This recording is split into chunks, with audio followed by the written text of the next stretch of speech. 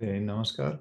So tonight we'll continue the study group on the chakras, and so we'll use several references. But starting from the discourse Plexi and Microvita from the Yoga Psychology book by Shrii Shrii Anandamurti.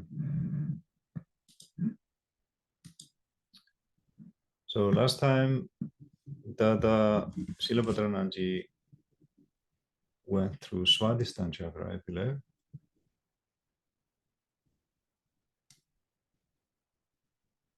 And or did he cover maybe Manipura Cakra? Who was last time here?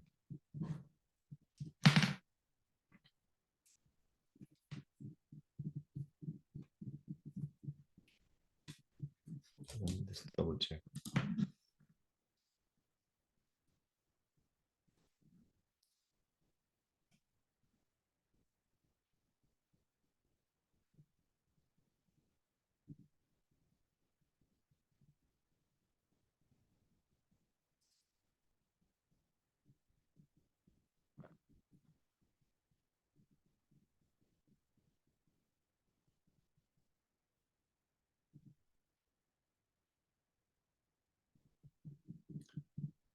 Yeah, is anyone able to share if they was anyone here last time?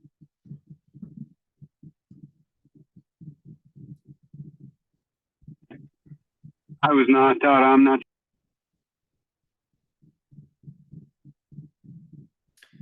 Okay, all right. So he says here, yeah, he did the Swadhisthana last time. Okay, just check. So, all right, so let's go through this. So this time will be the Manipura Cakra. So let's start the reading here, and then we will discuss it. I will read this because there's so much Sanskrit here. So number one is loja or shyness, and the corresponding acoustic root is da, da. So da, when there's the small dot here, it's because in Sanskrit they're very particular about how they pronounce. So they have actually 4 times of D. So there's da where you put the tongue up into the middle of the alveolar ridge. So that's da, and then here's da and no. And so the controlling sound for shyness is this da. And then you have Pishunada, which is sadistic tendency, and that's dha. And isha or envy or na, susupti or staticity or sleepiness or tha. So that's dental tha. So that's tha where you put the tongue close to the teeth. Tha. And then vishada or melancholia is tha. And kasaya or peevishness is da. That's a dental da. Da. And then trishna is yearning for acquisition, and that's dha. And then moha or infatuation is na. Grihina or hatred or revulsion is pa. Bhaya or fear is pa. So you see you have da and dha. So the dha is the aspirated one. So you have non-aspirated, aspirated, non-aspirated, aspirated. That's how they categorize the sounds in Sanskrit.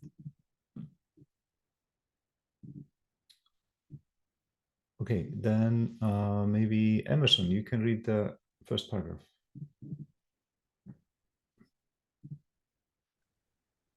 Forgive me if I butcher the Sanskrit. I'm sure I will, but bear with me.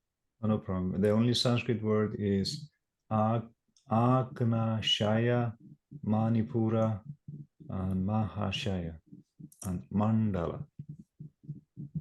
Okay. In the igneous plexus or Manipura Cakra, there is a maximum accumulation of heat. It is the shelter of heat and is known as the Agnyashaya in Sanskrit. It is also known as Mahashaya, meaning the shelter of greatness, because it is the center of the body. The igneous plexus or Agni mandala contains within its fold the 10 glands and subglands of the Manipura Cakra. The area of the mandala is greater than that of the chakra. When a person dies and is cremated, often the navel does not get fully burnt, which is why it is common practice in India for people to throw the remains of a dead body into a river. The burning point of the navel is higher than the temperature generated by an ordinary funeral pyre. The navel will only be completely destroyed if the body is allowed to burn for a long time and is cremated with enormous heat. Thank you. So when we take shower or when we take bath, there's a special procedure which takes into consideration that the Manipura Chakra is controlling the heat. And so you squat, and I can show you. So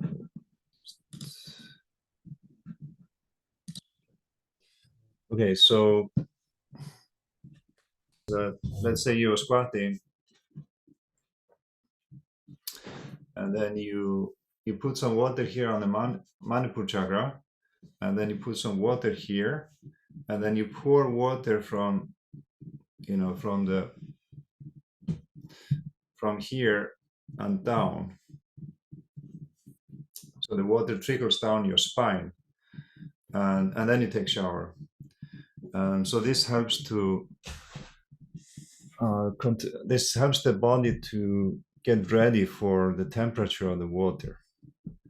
And so this is because the Manipura Chakra is controlling the heat of the body. It's the center of heat. And so that's why you prepare the body by putting a little water on your navel and on the spine at the back.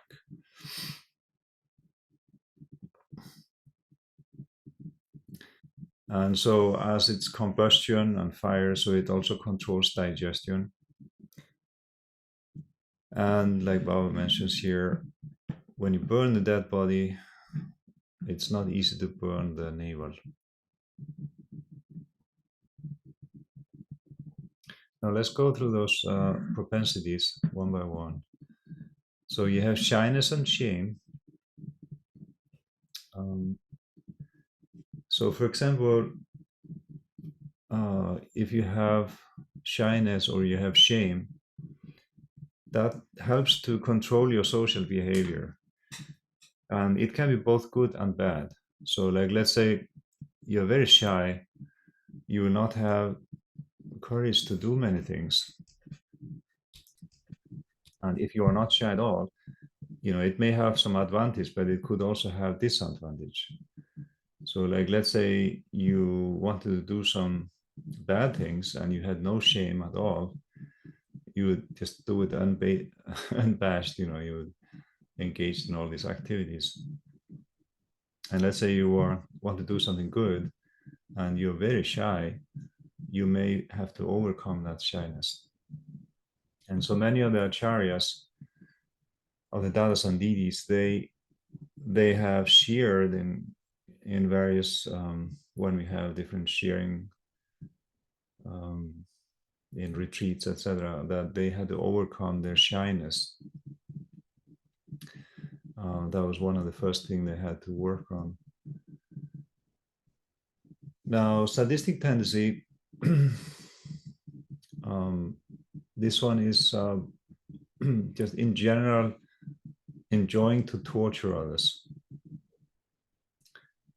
It not necessarily only sexual, but it can also be just like pulling wings of flies. Some children, they do that. I had a friend when I was a kid who used to enjoy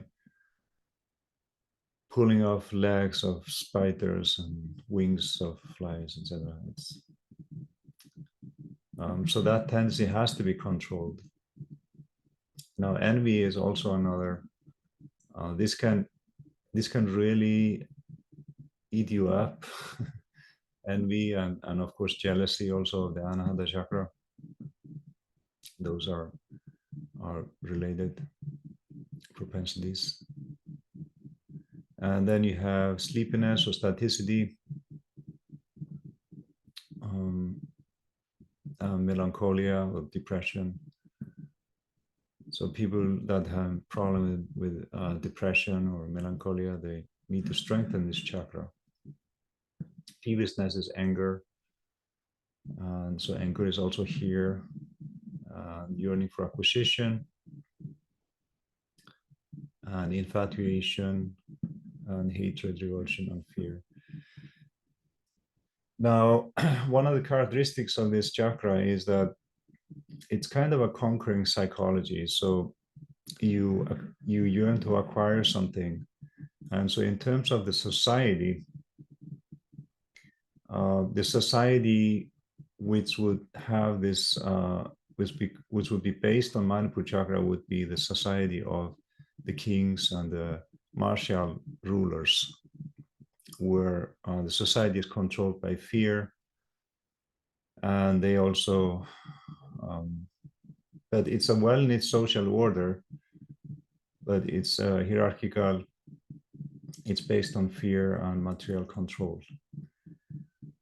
And in relationships, Manipura Cakra dominated relationships tend to be where one of the partner tries to conquer the other partner or tries to dominate the other partner.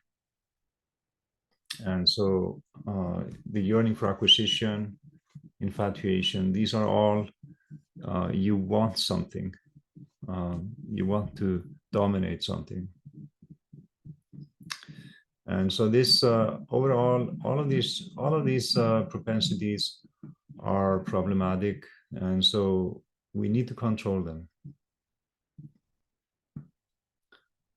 So Manipura Cakra is like second chakra. Second chakra also has all negative propensities, and of course some of them are required for our survival,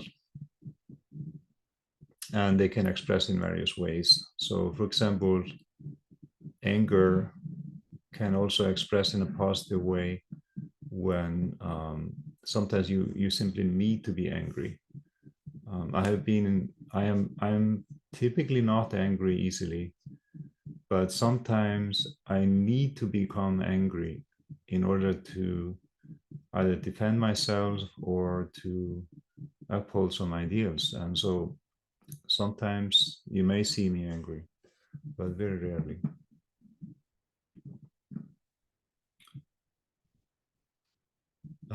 I want to a little bit go through the asanas and the different characteristics physically of this chakra. So we have one book called Yogi Treatments and Natural Remedies. Or before that, do you have any questions around this?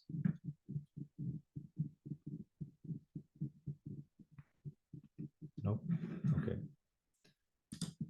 You can also save your questions for later if you like. So in this Yogi Treatments and Natural Remedies, we have various diseases. And if we just go through some of those diseases of the asanas, for example, we'll see that the recommendation of the asanas is not only asanas which are focused on the Manipura Cakra, but also on other chakras. And so on a physical level, things are often not that simple. And so one problem can have, the source of the problem can be in various ways. Okay, now this is indigestion with dyspepsia. So let's a little bit go through those asanas. I will show what they are. And so, okay, Utset Mudra. This one is something that you do in the morning, and it's very good for digestion. Mayurasan is directly influencing the pancreas and digestive system. It's a very powerful Manipura Cakra asana.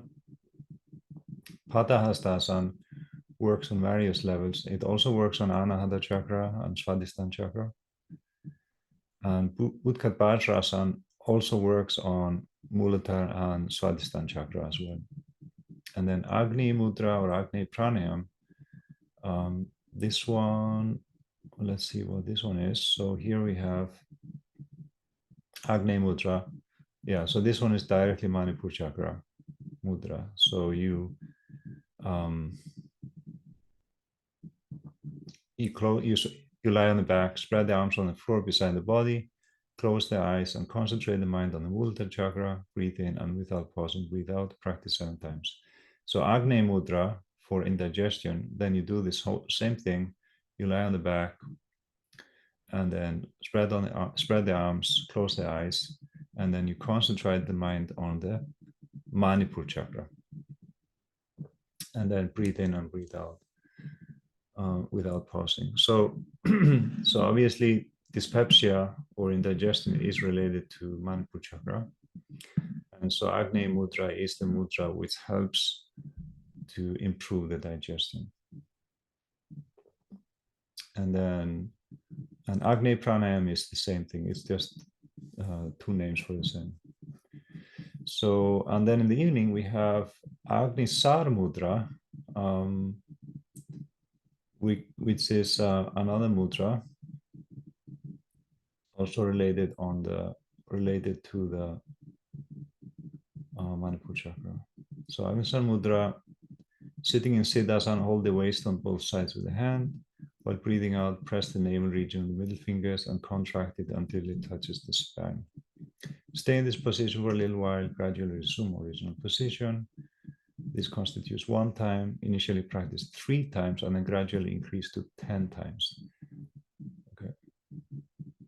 And then we have all of the basic women asanas, Dirgha Pranam, Yoga, Mudra, and Bhujangasana. So those are for 2nd chakra, but they obviously also benefit the digestive system.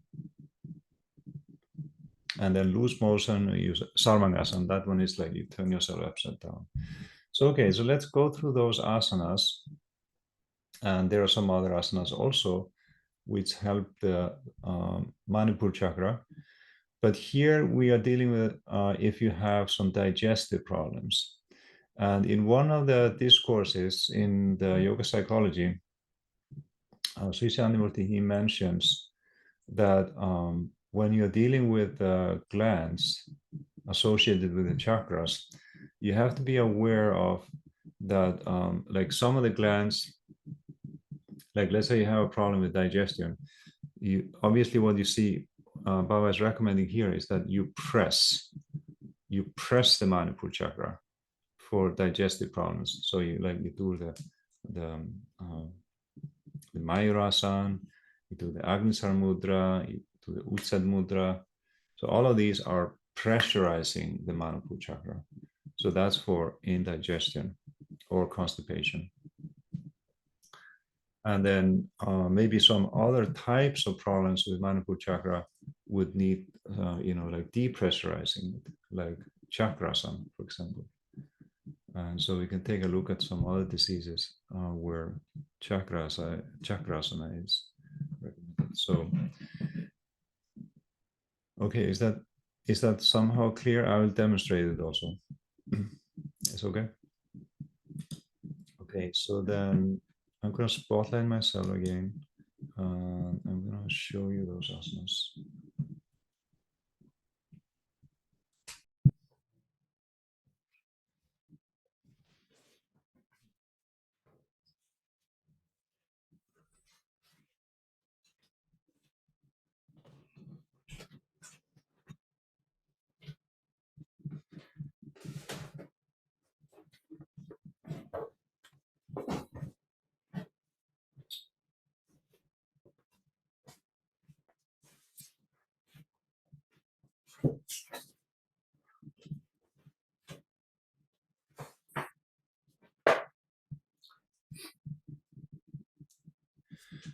Okay, so we'll start with the Utsar Mudra, and then we go for the other ones.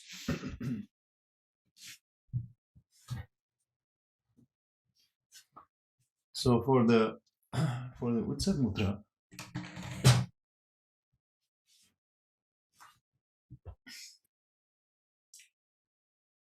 first you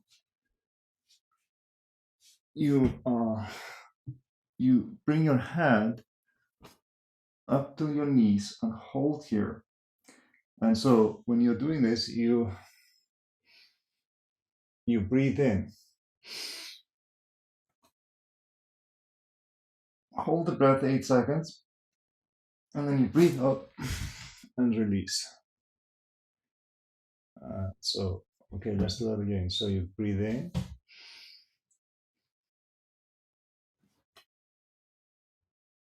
Hold the breath here, and then with the power of your breath, you breathe out and do like this.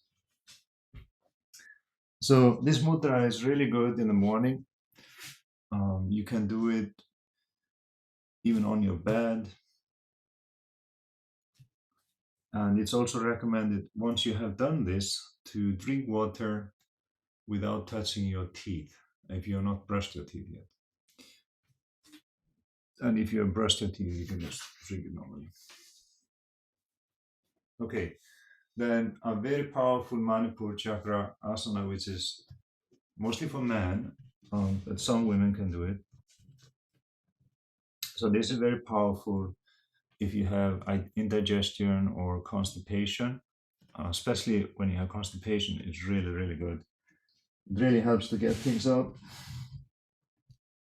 So this one, you put your hands here at the navel region, and then lift up your head, and then you gradually move forward until you come to the tipping point, and then you lift up your legs, and then make your legs straight, and then remain in this position for 30 seconds.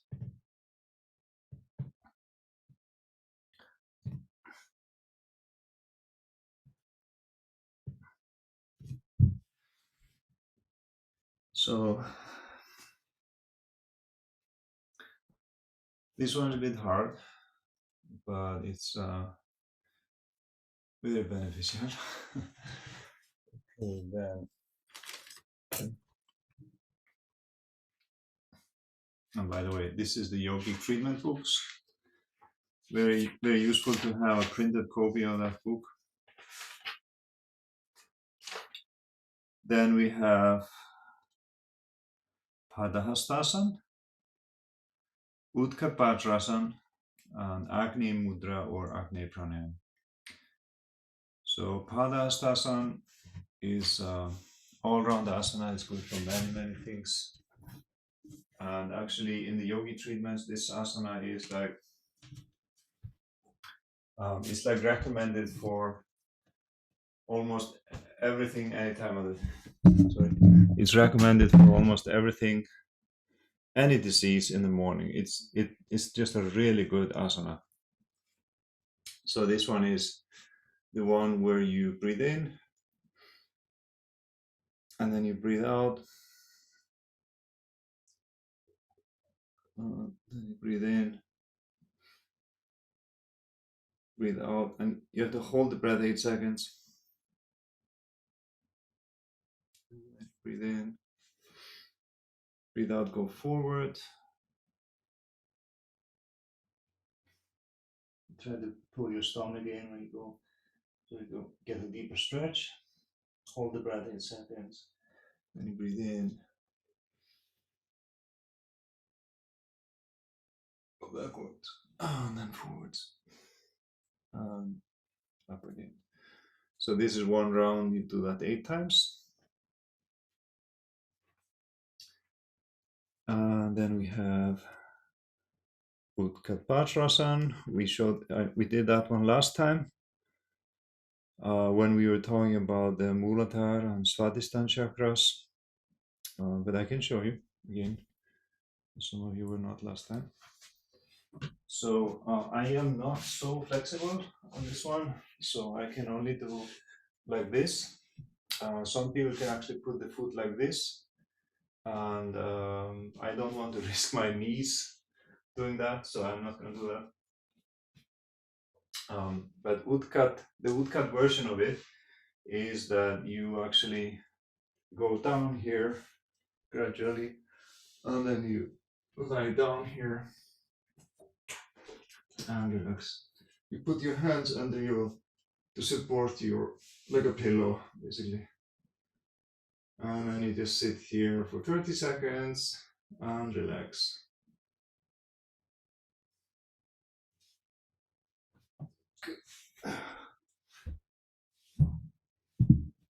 Sorry, I forgot to move my microphone. I said you sit down 30 seconds and relax there. And you have to be really careful, do it very carefully, because you can harm your knees if you do it without proper preparation. And then the Agni Mudra is good for many, many diseases, very good for Manipura Cakra. And so this one, you just lie down in Shavasana, just like that. And then you just focus on your Manipura Chakra.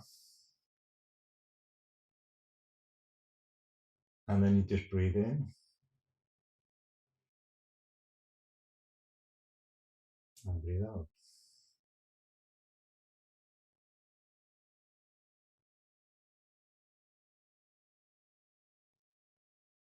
So very simple. And the reason why it has two names, Agni Mudra and Agni Pranayam, is because it's kind of a pranayam. You're focusing the energy in a certain chakra. And then I was telling you about that in the evening. If you have constipation, you can do Agnisar Mudra. So that's this one here, which is also focused on Manipur. You press the navel point and then you breathe in, breathe out, and press. Hold the breath for 8 seconds, and then you relax. And so the instruction for this one is you do it 3 times in the beginning, and then you gradually, once you get used to it, you can increase to up to 10 times each time that you do it. And then the Dirgha Pranam, Yoga Mudra, and Bhujangasana are also good for Swadhisthana, Manipur, and Anahata Cakra. I mean, they are just good for all the chakras.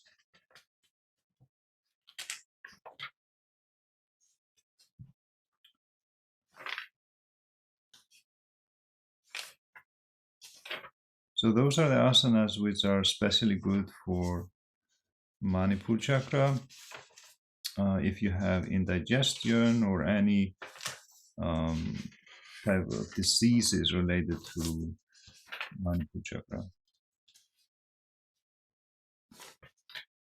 Now, there's 2 more asanas which are also primarily Manipur Chakra asanas, but they are just the opposite, because there you are not pressing but depressing the glands, and so those ones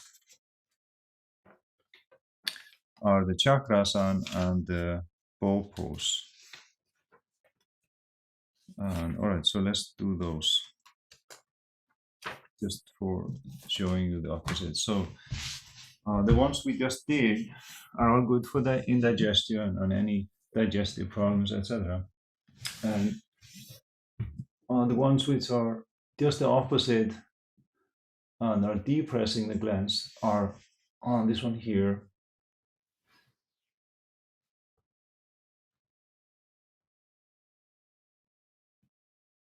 This is the bow pose. And the Chakrasana, which is this one here.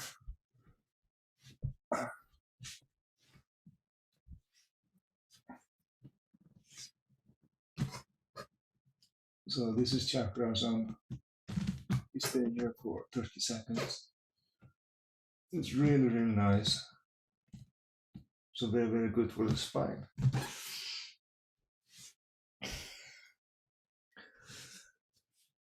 Okay, now there's a few more things I want to talk about regarding Manipur Chakra.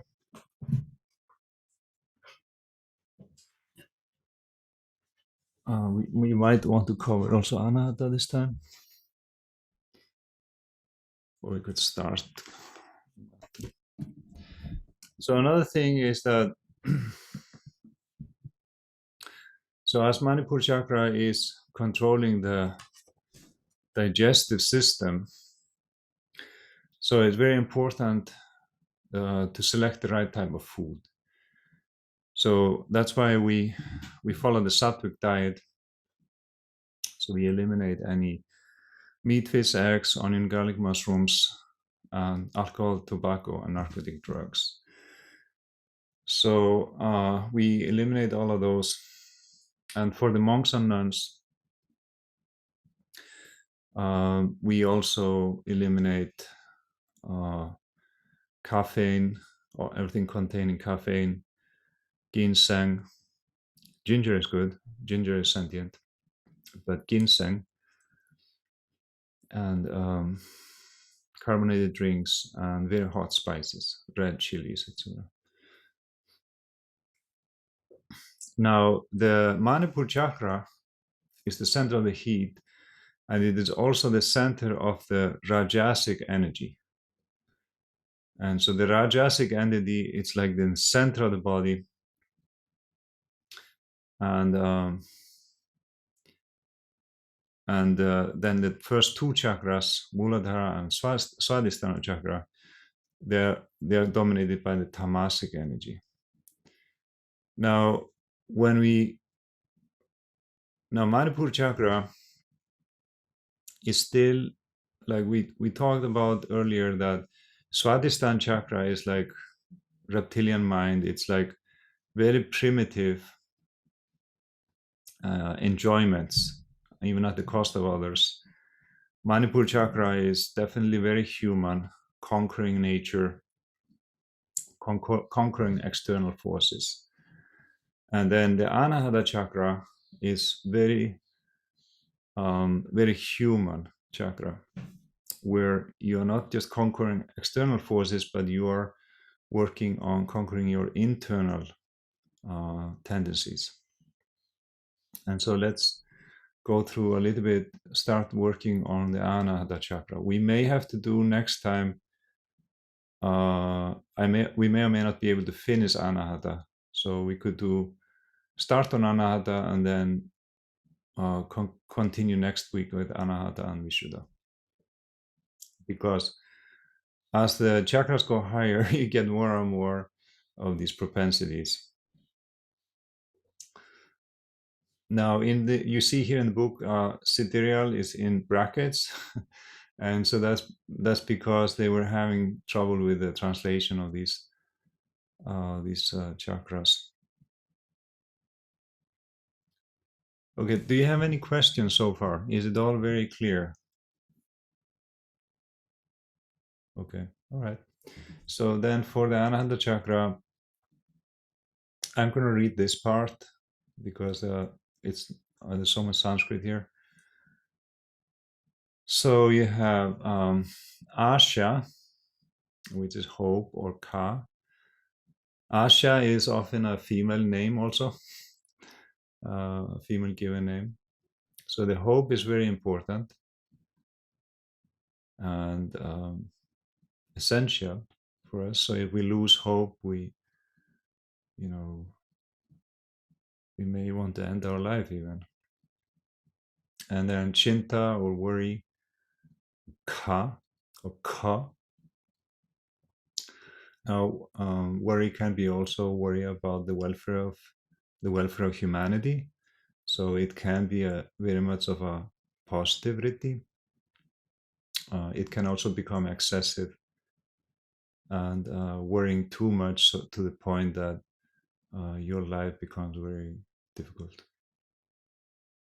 Chesta is effort, and the controlling acoustic root is Ga. And so effort is very important. Now, Momada is mindness or love, or Gha. And so Momada, lack of the hormones controlling these, Then you become cruel. You have lack of love. Normal secretion of the hormones will be normal love to parents, etc. And high secretion will become universal love. So those expressions of the same vritti is dominated by something called microvita. And so the microvitas, like let's say you are singing kirtan and you're singing Bhavanam Kevalam. And when you're singing the kirtan, you are attracting positive energies from the universe. And so when you attract those positive energies from the universe, the expression of those vrittis becomes positive.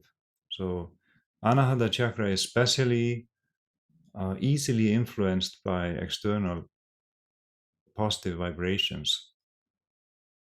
And so Anahata and Vishuddha Cakra, those chakras are more easily influenced by positive microvita.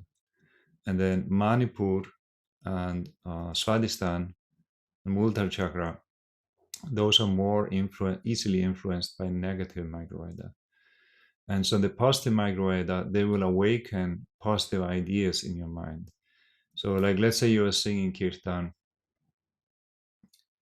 and this vritti of mamada gets activated and you start to feel love for everything around you. So instead of having just love for your parents or love for your sisters and brothers or love for yourself or your spouse or girlfriend, boyfriend, your love starts to expand and you just start to feel love towards everything around you. And so that's a positive expression of this mamada vritti due to the attraction of positive microvita through kirtan or meditation. Now, vanity, dambha, this would be normally a little troublesome vritti.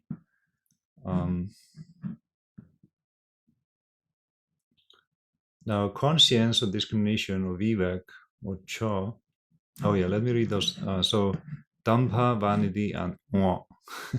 This is pronounced as wa. And then this is pronounced as cha.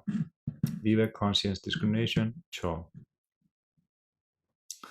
Now, the conscience is extremely important, and we may want to do one time a class just on conscience.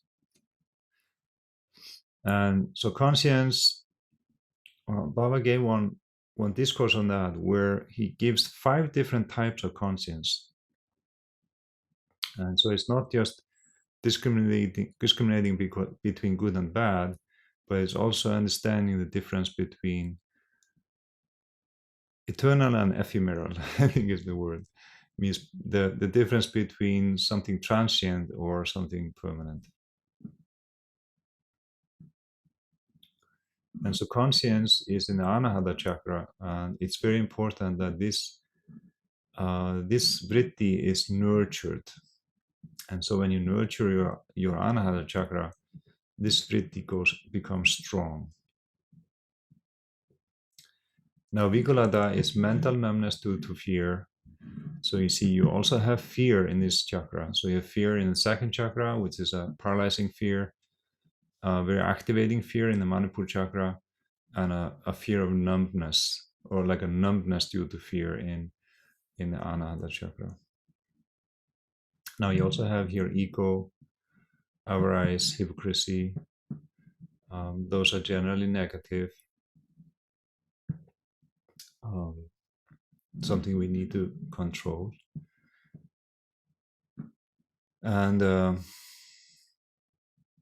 then this is also generally a negative vritti, argumentativeness to the point of wild exaggeration, or vitarka. And then antapa is repentance, which is generally a good vritti. Now, let me just read this properly. So, ahankar, ego, jo, lolata, avarice, jo, koputata, hypocrisy, or iya, and then vitarka, argumentativeness, or ta. This ta you pronounce it by putting the tongue in the middle of the alveolar ridge in the mouth, kind of in the middle of the mouth, on the upper part. And then Anutapa, repentance, and Ta. So it's useful to actually know how to pronounce those, because then it becomes easier to pronounce the words. So like, let's say ka pa torta torta cover torta Anutapa ahankara. All right, and then so those are the generally the Vrttis. And let's read through this paragraphs here. So maybe Chris, you want to read?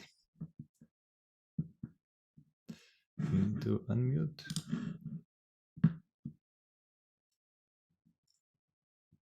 So you can read just 2 paragraphs. And this word here is pronounced as Naksatra. Naksatra Mandala.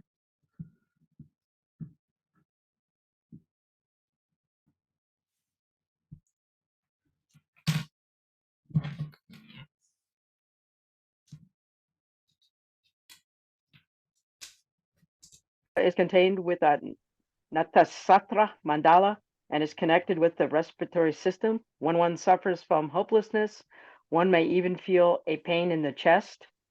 This is the cerebral plexus and not any other part of the body. Celestial bodies are glittering objects in the sky. Stars, natasatras, planets, satellites. Yeah, Naksatras. Natasatras. Naksatras. It's like first you say the na, and this ksa is one actually one sound, ksa. Naksatras. So there is no K is pronounced. No, the K and S is together, so it's Naksatra. Okay. Naksatras. Naksatras. Yeah, that's correct. Planets, satellites, meteors, comets, nebula, and galaxies are all celestial bodies. Naksatras are also stars with distances of many light years from our solar system. Naksa means to twinkle. That which helps us with its twinkling potentiality is called Naksatra. Naksatras influence the sidereal plexus of the human body, rather all bodies. Okay, thank you. You're welcome. Yeah, I realized when you started reading that Zoom had like not switched over to the speaker of the computer. So I hope you were not trying to say something and I didn't hear it. Was that the case or no? Okay. Right. So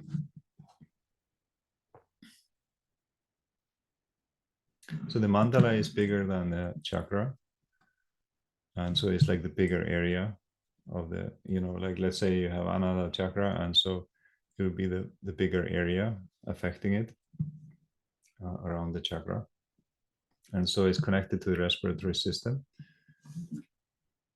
And now here in this discourse, Shrii Shrii Anandamurti starts talking about the stars and the planets, satellites, etc., and nakshatras, which are faraway stars. And so he's saying all of those, they influence the Anahata Cakra. And so previously he had sometimes used the word solar plexus, which is the general terminology for Anahata Cakra. But in this discourse, he starts to call the solar plexus sidereal plexus because of the influence of all of these planets on the Anahata Cakra. And he also explains in another discourse that the stars and nebulae and all of these, they also influence the Vishuddha Cakra as well.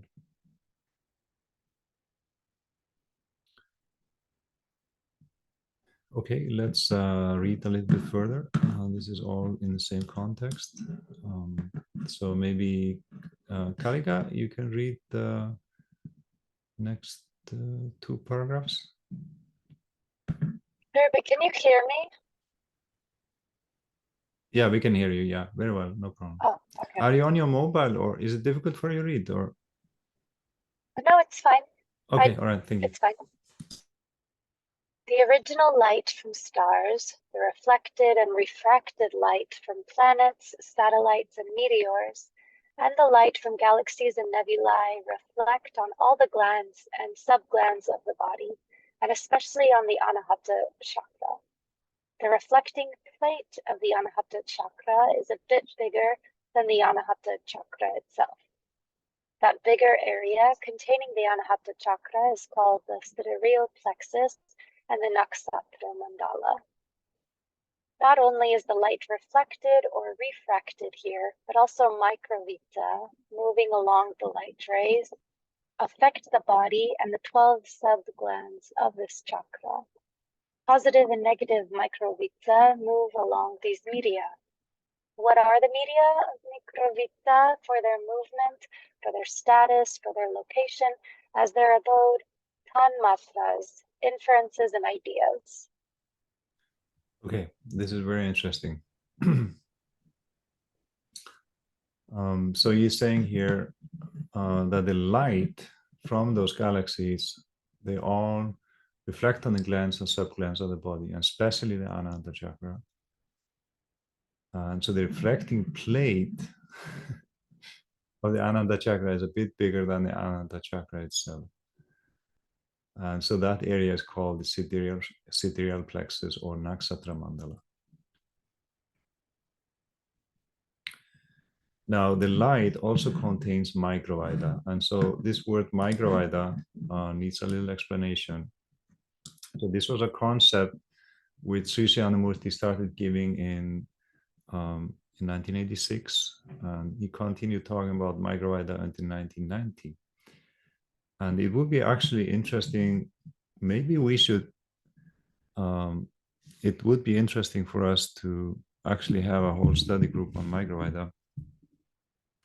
It's a very vast topic, and some people have really specialized in it, especially some of our physicists in Anmarga, and some medical doctors. Now, these microvita, they need some medium to move along with, and so they can move along with the light rays and affect the body and the subglands of this chakra. And so both positive and negative microvita move with these media, and they can also move with inferences and ideas. So now the inferences, like let's say, what are the inferences? Let's say you're listening to some very beautiful music. That music would come under the both inferences and ideas, because the music carries ideas. And so if you're listening to some really beautiful music with a very positive meaning and a positive message, that music would be strengthening your Anahata Cakra. And conversely, if you would be listening to some music with very negative message, that would be activating your Swadhisthana and Manipura Cakra. So like, let's say some music in today's world, like some of the music genres, they especially focus on, in their text, in their lyrics, they focus on violence and on all kinds of violence, on drugs, on money, on control, on all the dark sides of human life. And their text reflected, their music also reflects it. And it has been shown that some of these musics, if they are played to plants, the plants will simply die. And so if you listen to that type of music, it's definitely gonna it's gonna activate the glands in the second and third chakra. So it's going to activate the sadistic tendency and the fear and the hopelessness and melancholy and all of these things. And so that's why when I was from childhood and as a teenager, like I avoided this type of music instinctively. And some of my friends which were listening to this type of music, I simply disassociated from them. And I could really see how it influenced their minds. And conversely, if you listen to some beautiful music, like let's say some of the Indian classical music or devotional music, Pravat Sangeet, Kirtan, etc., then that is carrying positive Microvita, and they are strengthening the positive Vrttis in this chakra. And so we need to be very selective when it comes to inferences. Inferences also encompass visual arts. I have seen some visual arts here in the US which are so depraved, they are so like I said, activating the second and third chakra, and really horrific. And then you have also some visual arts which are embodying ideas of harmony and peace and love and light. And so the visual arts will also affect those things, as well as how you arrange your room, how you paint your walls, and all of these things, they have a meaning, and they have influence on the chakras. Okay, I think we are coming to close, so I think we maybe stop here. I don't want to go over time, so I think okay, just make a note here.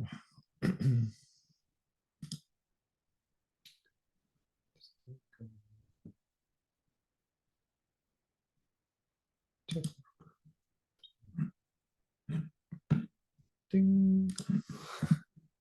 Okay. All right, so I think we have some questions.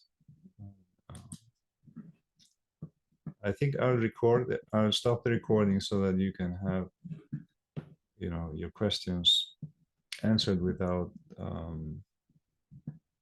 having it public. So thank you, namaskar, to those who did not attend the Dada.